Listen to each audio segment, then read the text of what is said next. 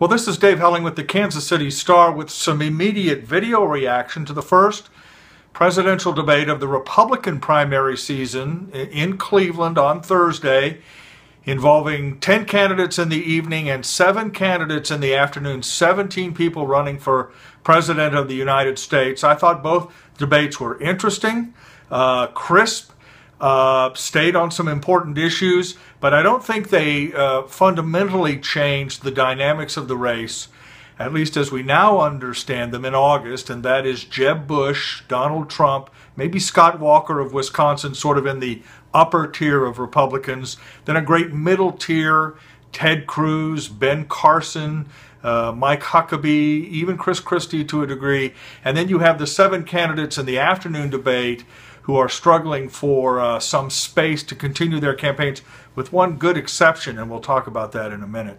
I thought Rand Paul of Kentucky, the senator, was the most aggressive in the evening debate. He wrestled with Donald Trump right out of the gate. Trump was asked if he would pledge not to run a third-party campaign.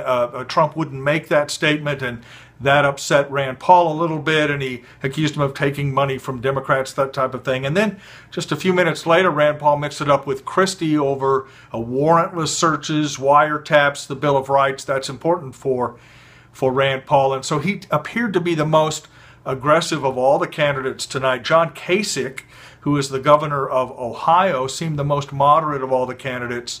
But beyond that, I don't think anyone really stood out dramatically in that evening debate.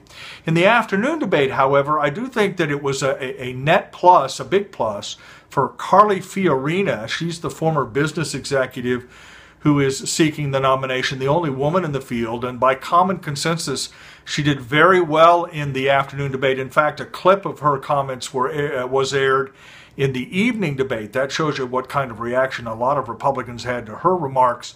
And that means that she will likely move up in the polls. Now, some of the other afternoon contestants, Lindsey Graham, Rick Perry, George Pataki, unlikely that they'll do much better after the debate than they did before. But I do think Fiorina is going to move up. You might see some of the candidates in the evening debate move down slightly to make room for her. But again, no major disruption of the current dynamic, at least based on the debate in Cleveland. We've got 8 more of these to go.